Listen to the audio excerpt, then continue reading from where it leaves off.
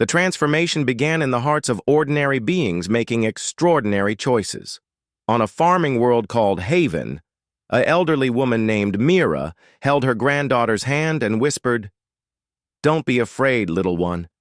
We're about to become part of something wonderful." Across the galaxy, similar scenes played out as billions of individuals chose unity over isolation. The Unity Protocol activated like dawn, breaking over a sleeping world. Consciousness flowed between planets as ancient quantum bridges awakened from dormancy.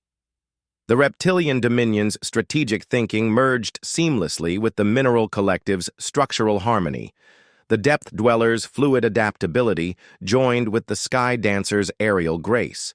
Every species contributed their unique strengths to the growing network while maintaining their essential nature.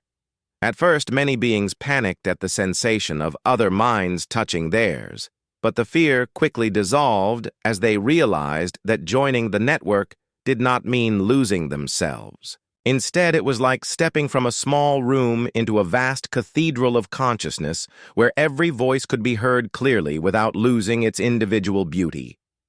The change was most dramatic on worlds still locked in conflict. On Bellum, where soldiers had been killing each other for generations over ancient grievances. Weapons fell silent as warriors felt their enemies' thoughts and discovered shared hopes for peace. The young soldier Kira, whose dreams had started the first ceasefires, now stood between former battle lines and watched sworn enemies embrace like long-lost family. The merchant Polk found his understanding of economics transformed as he experienced the perspectives of beings from countless worlds. Trade routes that had once enriched some while impoverishing others suddenly made no sense. In the unified consciousness, exploitation became as unthinkable as deliberately harming oneself. Dr. Nexus, working alone in his remote laboratory, felt the most profound change of all. The ancient equations on his tablets now made perfect sense. They described not just technology, but the mathematics of consciousness itself. The blueprints for building bridges between minds, for creating unity without destroying diversity, for turning a galaxy of isolated worlds into a single living organism. The Galactic Council Chamber became the focal point for the transformation. As delegates from 300 worlds opened their minds to the network, the Great Hall filled with an energy that had never existed before. Individual voices joined in perfect harmony without losing their unique contributions. The Reptilian Dominion's representative found himself understanding the crystalline being's mineral-based logic with perfect clarity while they experienced the warmth of biological emotion for the first time. Ambassador Thylex, who had spent his career building walls between species, now felt those barriers crumble away. The shame of his fear dissolved as he realized that everyone had been afraid. Everyone had been protecting themselves against loneliness they had not even recognized. In the unity, fear became impossible because no one was alone anymore. Vorth, the ancient record-keeper, felt his failing memory restored as the network connected him to the preserved knowledge of 1,000 worlds. The sealed documents about humanity's sacrifice became clear in his enhanced awareness. The humans had not just transcended physical existence. They had become the emotional core of the galaxy itself, the source of compassion and protective love that held the network together. When the Devourers finally breached the galaxy's inner systems, they found something they had never encountered in their eons of existence. Instead of billions of separate minds generating the chaos and fear they fed upon, they met a unified consciousness that spanned trillions of connected beings. The network did not attack the Devourers. It simply existed, in a way they could not process or consume. The battle was unlike anything in galactic history. There were no weapons, no ships, no explosions of energy. Instead, the united consciousness of the galaxy created barriers of pure, organized thought. Where the Devourers tried to consume matter, they found organized will that reformed it instantly. Where they sought to create chaos, they encountered order that adapted and flowed around their assault. Star systems that had been dimming under the Devourer's advance suddenly blazed with renewed light. The unified minds channeled energy across impossible distances, turning entire solar systems into nodes of life and consciousness. Planets that had been consumed began to reform as the network's will overcame the entropy that had devoured them. The galaxy itself became alive in a way that transcended biology or technology. Consciousness flowed through quantum tunnels between stars like blood through arteries. The network's thoughts moved at speeds faster than light, coordinating responses across distances that should have required centuries to cross. Individual worlds maintained their unique cultures and characteristics while contributing to the greater whole like organs in a living body. The Devourers, faced with something they could neither understand nor consume, began to retreat. For the first time in their eternal existence, they had encountered prey that became stronger when threatened, that grew more unified under pressure. The very act of trying to devour the galaxy made it more cohesive and more powerful.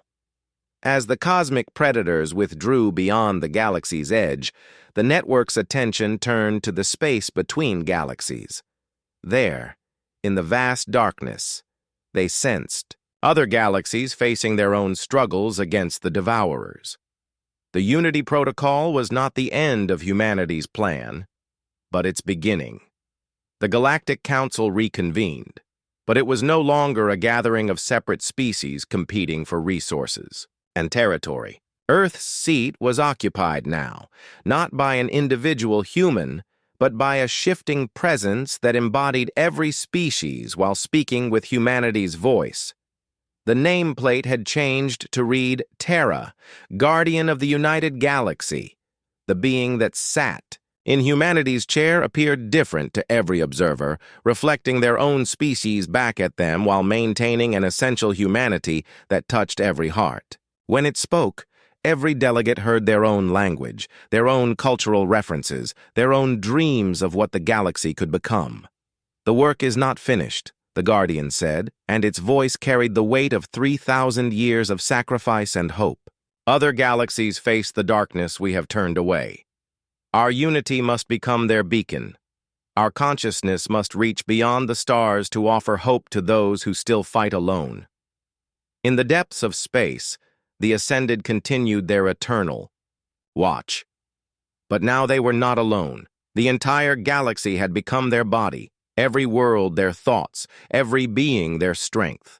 And in the spaces between galaxies, quantum consciousness bridges began reaching out toward distant spirals of light where other civilizations struggled against the dark. Humanity's greatest achievement was not conquering the galaxy, but teaching it to conquer together. The empty seat had been filled not with a single species, but with the unified heart of all life in the galaxy. And that heart beat with the rhythm of hope, reaching out across the cosmos to bring unity to the stars. The great crystal dome of the Galactic Council stretched across the sky like a frozen ocean wave. Inside, delegates from 300 worlds filled the curved tiers that spiraled down toward the center. The air hummed with translation devices, working overtime, converting clicks, whistles, chemical signals, and electromagnetic pulses into understanding.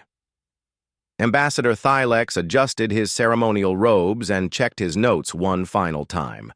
The reptilian diplomat had waited decades for this moment. His green scales caught the artificial starlight as he rose from his seat, commanding attention from the vast assembly. Around him, creatures of every imaginable form turned their eyes, sensors, and awareness toward the speaking platform. "Fellow beings of the galaxy," Thylex began, his forked tongue tasting the recycled air. "We gather today as we have for centuries, yet one seat remains forever empty. One voice remains forever silent." His clawed finger pointed toward the center of the chamber. There, among the ornate chairs reserved for the founding members of the council, sat an elegant throne carved from bluestone, Veins of green mineral ran through it like continents on a world. The craftsmanship was exquisite, but dust had settled on its armrests. No delegate had ever claimed it. The chair bore a simple nameplate: Earth, reserved for humanity.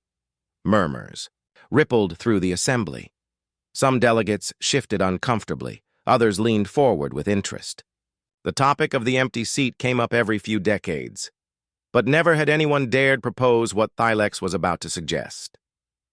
3,000 years, he continued, his voice carrying clearly through the dome. 3 millennia have passed since this. Council was formed. Every founding member has taken their place except one. The humans have had more time than most civilizations exist to present themselves. Their silence speaks loudly about their worthiness to sit among us. The crystalline delegate from the mineral worlds chimed in agreement, her voice like wind through crystal caves. The collective concurs. Resources wasted on empty gestures serve no purpose. That seat could be used by a species that actually participates in galactic affairs. Ripples of bioluminescent approval flowed through the section where the depth-dwellers sat in their water-filled viewing pods. Their spokesperson, a graceful being with flowing tendrils, pulsed a pattern that translated as strong agreement. But not everyone was convinced. In the upper tiers, an ancient insectoid figure slowly stood. Vorth, the record-keeper, was older than most species' written histories. His compound eyes had witnessed the Council's formation, the great trade wars, and the century of silence. When he spoke, even the most dismissive delegates listened. Honored colleagues, Vorth's voice was dry as autumn leaves. The humans were granted that seat for reasons lost to most of your memories. The founding documents speak of a debt owed, though the details were sealed.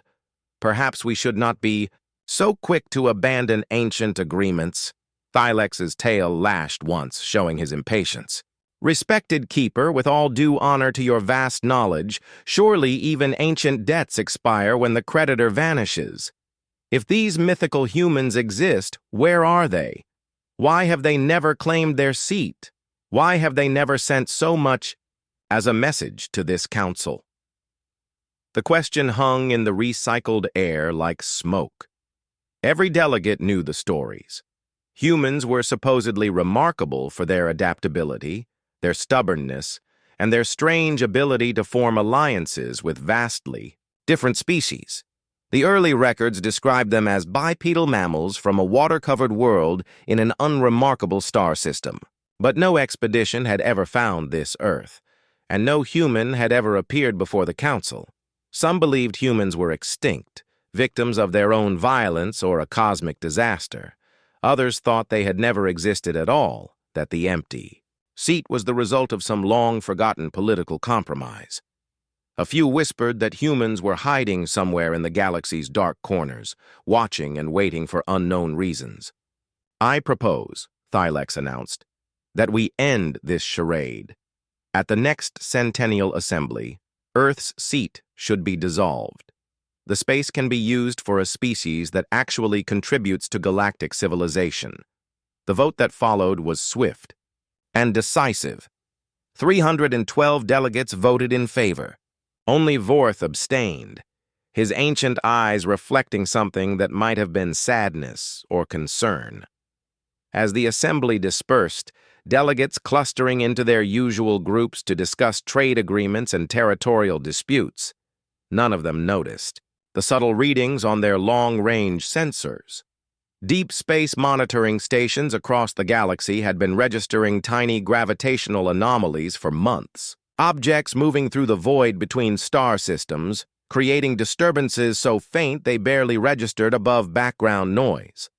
The sensor technician on monitoring station Delta 9 rubbed her tired eyes and marked another reading as equipment error. She had been seeing these ghost signals for weeks, but every diagnostic came back clean. The patterns made no sense anyway.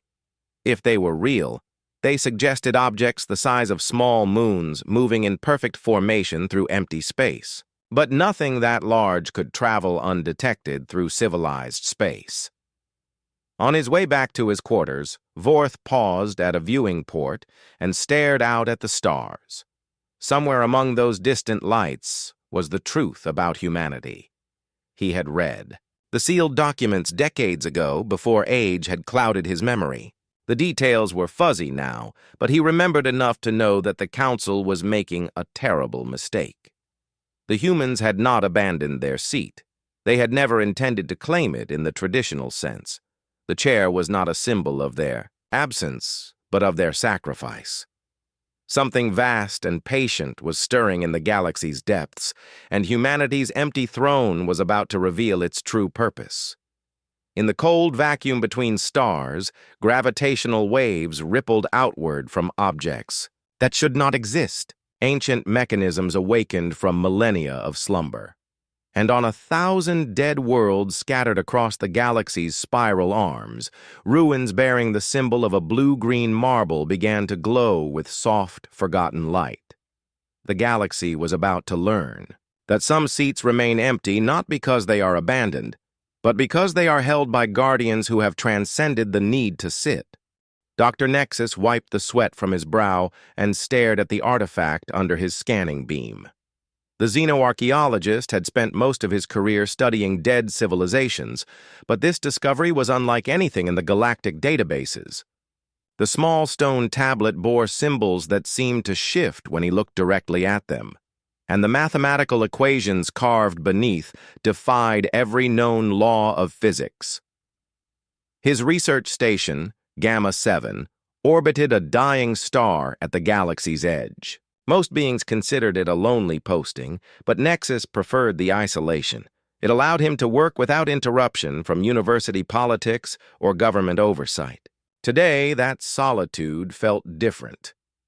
The tablet was the 13th identical artifact he had found, scattered across 12 different worlds in completely unrelated star systems.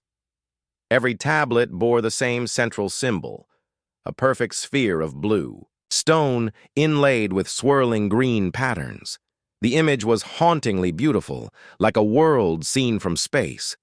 Surrounding this symbol were equations that made Nexus question his understanding of reality. They described technologies that seemed impossible, faster than light travel without the dangerous dimensional rifts that current ships required. Energy manipulation that ignored thermodynamics. Most puzzling of all, something the equations labeled as quantum consciousness bridging. Nexus input, the mathematical formulas into his most advanced analysis program.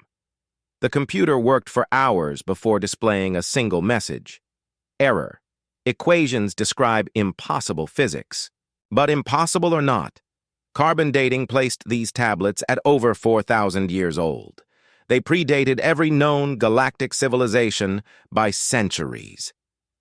The scientist leaned back in his chair and rubbed his tired eyes. Each tablet had been found in ruins that shared other similarities. The architecture was always elegant but simple, designed for beings roughly humanoid in shape. The materials were unknown alloys that had not aged despite millennia of exposure.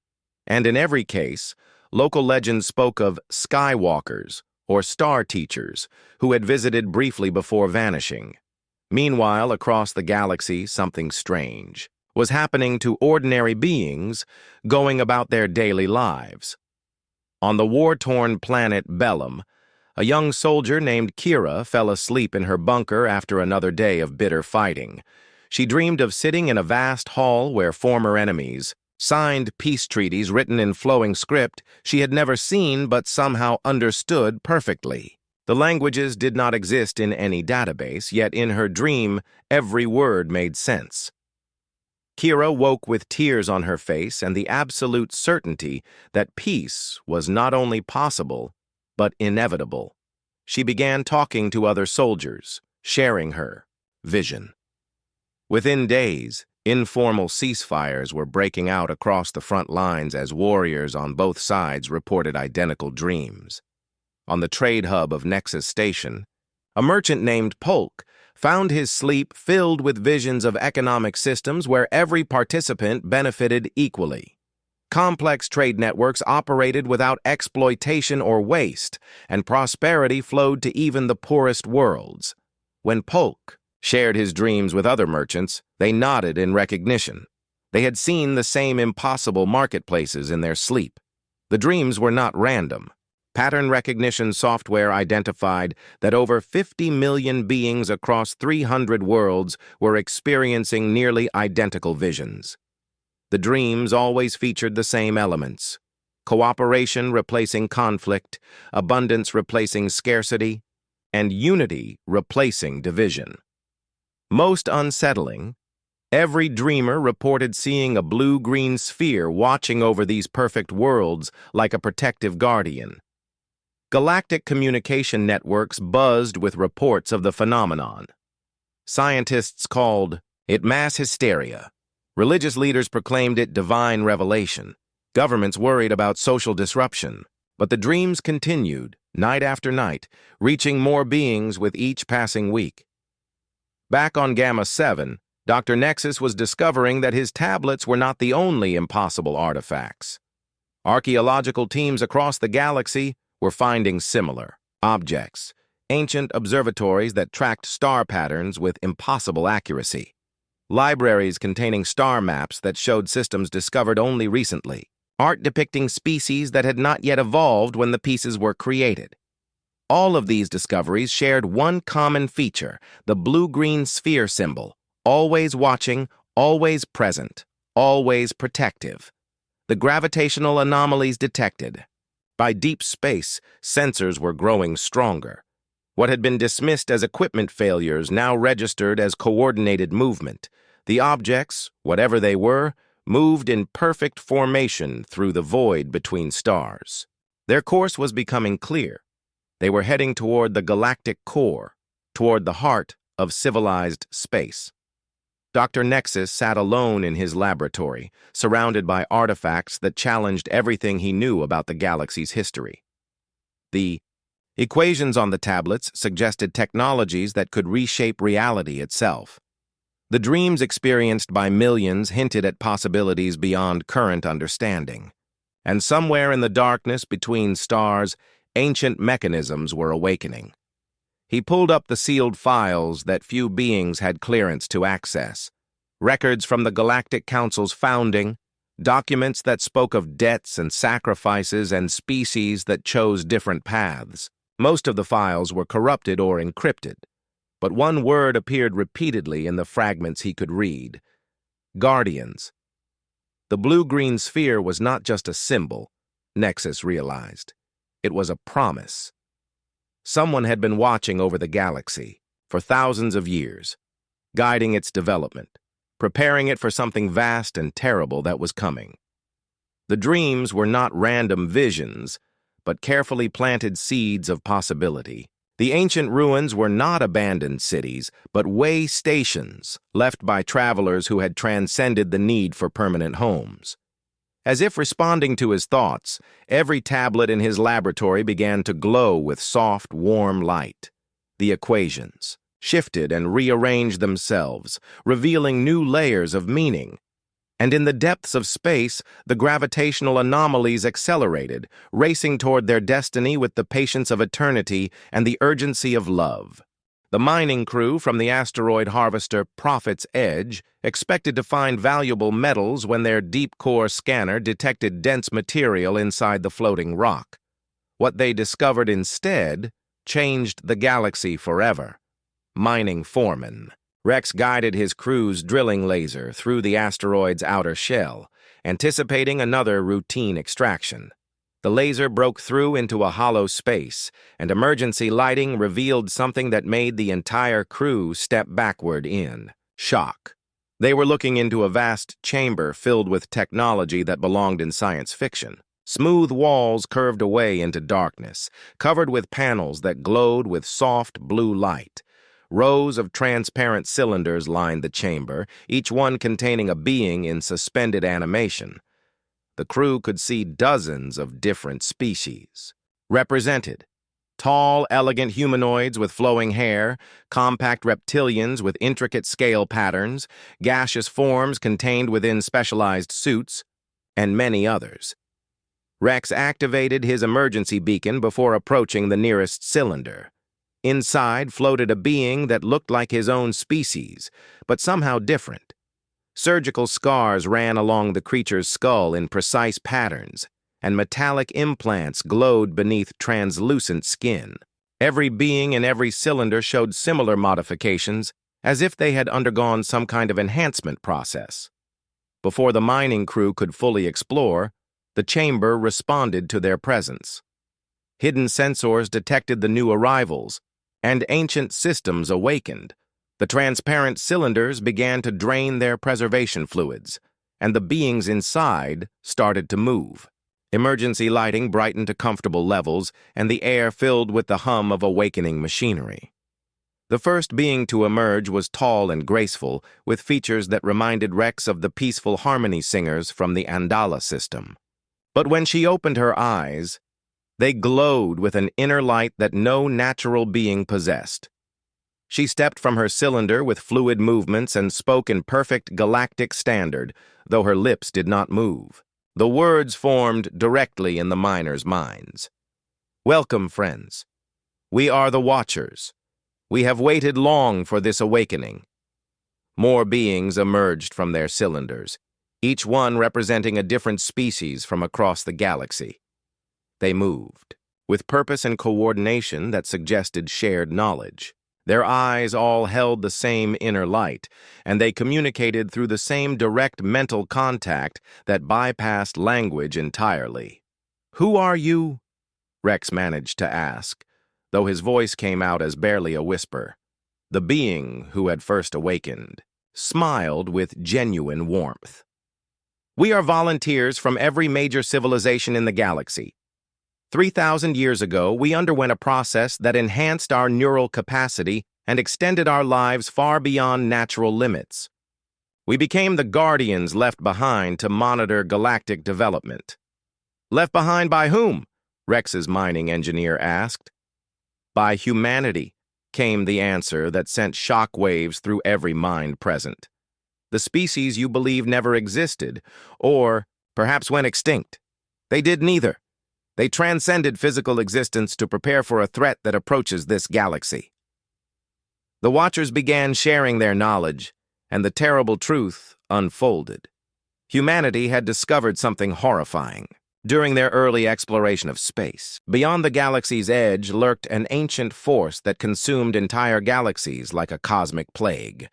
These devourers moved from one galaxy to the next, leaving only empty void behind them. They had already consumed humanity's original home and countless others. Earth, the Watchers explained, had become the staging ground for a desperate plan spanning thousands of years. Humanity had not abandoned their seat on the Galactic Council or disappeared from the galaxy. Instead, they had chosen to evolve beyond physical form, becoming something that could stand against the approaching darkness. Every advancement in galactic civilization has been subtly guided, the Watcher continued. Every moment of cooperation between species, every step toward unity, has been carefully nurtured. The dreams your people have been experiencing are humanity's way of preparing galactic consciousness for what must come.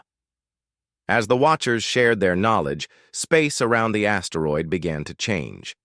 The gravitational anomalies that had puzzled scientists for months resolved into something breathtaking. Massive structures emerged from subspace, phasing into normal reality like ghosts becoming solid. Each structure was a fusion of technology and consciousness that defied conventional understanding, beautiful and alien beyond description. These were the Ascended. Humanity evolved beyond physical form, but maintaining their essential nature. They had spent millennia building a network of consciousness that spanned the galaxy, preparing for the day when unity would be the only defense against extinction. The mining crew watched in awe as thousands of these structures materialized throughout local space. Each one pulsed with life and intelligence, connected to all the others in a web of thought and purpose that encompassed entire star systems. The technology was so advanced it appeared magical, manipulating space and time through focused will. and collective consciousness. The empty seat on the Galactic Council was never meant to be filled, the Watcher explained as more of her companions awakened. It was a symbol of humanity's sacrifice. They gave up their place among the stars to become something that could protect all life in the galaxy. Rex found his voice again, though it shook with emotion. Protect us from what? The Watcher's expression grew grave, and for the first time, her inner light dimmed slightly. Long-range sensors will detect them soon. The Devourers have found this galaxy. They approach the edge of known space, bringing darkness that consumes light, matter, and even space-time itself. Humanity's 3,000-year plan is entering its final phase. Through the chamber's transparent walls, the miners could see more structures materializing in the distance. The night sky filled with gentle lights as humanity's true form revealed itself. They had not abandoned the galaxy. They had become its immune system, its conscience, its hope for survival. "Why now?" Rex asked. "Why reveal yourselves after so long?" "Because the time for watching is over," the Watcher replied. "The Devourers are coming and humanity cannot fight them alone. The plan requires every species in the galaxy to voluntarily join the consciousness network. Only unified will and thought can stand against the cosmic hunger that approaches." As if summoned by her words, emergency signals began arriving from deep space observatories. The galaxy's edge was darkening as something vast and terrible approached, devouring the light of distant stars. Observatory Chief Lena stood before the massive viewing screen, her forearms trembling as she watched the impossible readings flood her instruments. The Galactic Edge monitoring station had been tracking the approaching darkness for 3 days, and what she saw defied every law of physics she knew. Space itself was being devoured, leaving behind not empty void but absolute nothingness that hurt to look at. "Send another emergency broadcast to the Council," she ordered her staff. "Tell them the phenomena has accelerated. Entire star systems are going dark every hour." The Devourers had arrived at the galaxy's edge like a wave of cosmic hunger. They did not destroy worlds in any conventional sense. Instead, they consumed the very fabric of reality, leaving behind gaps in space-time where nothing had ever existed. Light could not cross these voids. Matter could not exist within them. Even the background radiation of the universe fell silent in their wake. Through her station's long-range sensors, Lena watched a red giant star simply cease to exist.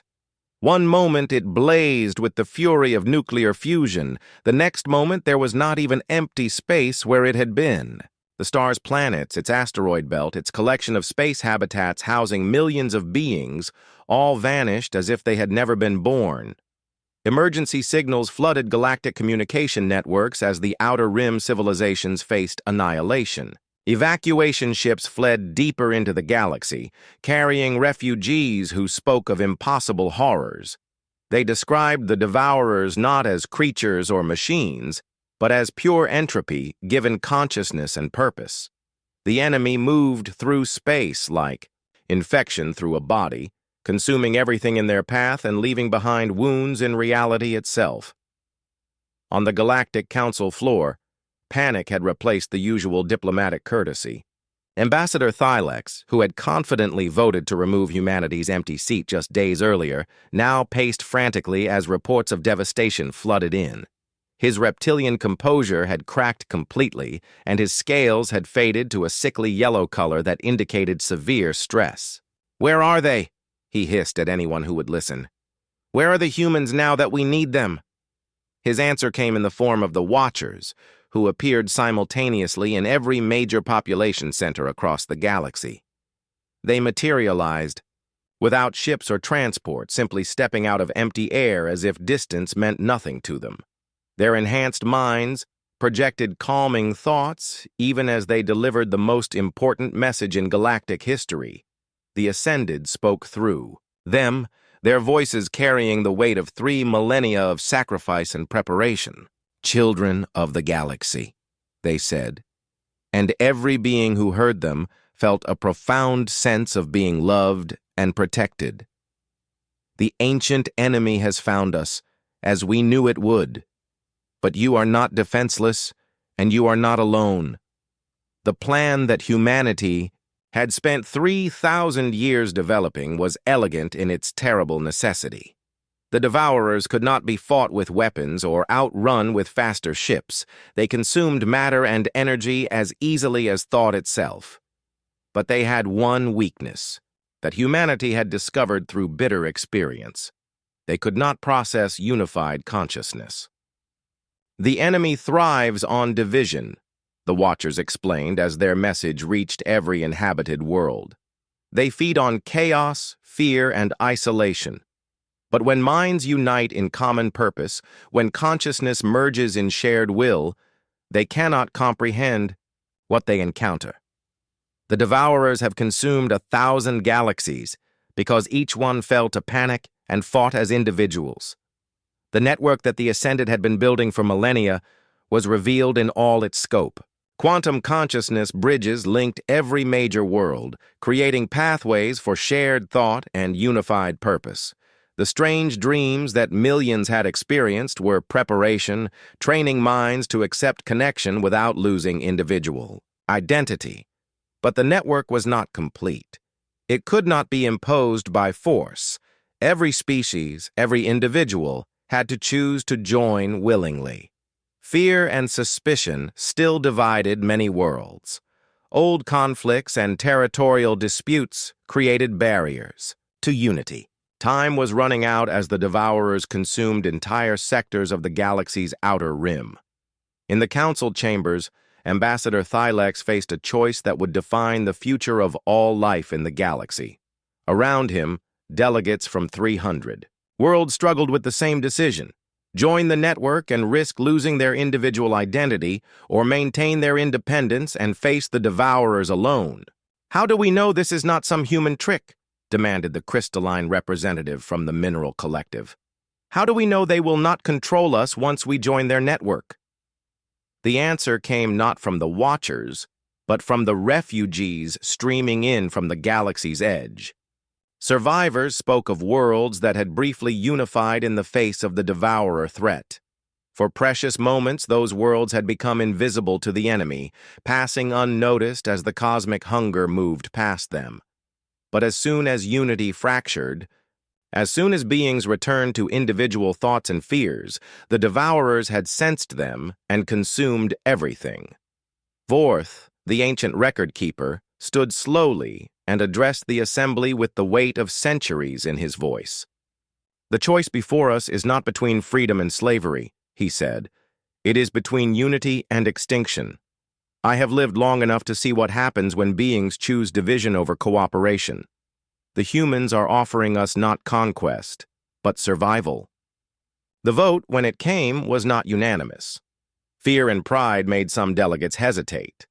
But as reports arrived of entire civilizations winking out of existence, as space itself began to buckle under the Devourer's advance, the galaxy's representatives chose hope over despair. The Unity Protocol began to activate across 1,000 worlds.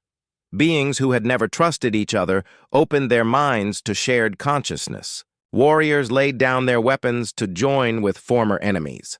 Scientists abandoned competitive research to pool their knowledge. Families gathered in circles, holding hands and opening their hearts to neighbors they had never spoken to. The network that humanity had spent 3 millennia building suddenly blazed to life. Consciousness flowed between worlds like light through fiber optic cables, creating connections that transcended space and time. Individual minds remained distinct, but became part of something infinitely larger and more powerful than the sum of their parts. And at the galaxy's edge, the Devourers suddenly paused in their advance. For the first time in eons, they had encountered something they could not understand or consume. Where once they had sensed billions of individual minds, ripe for harvesting, now they found only unified purpose that slipped through their perception like water through grasping claws.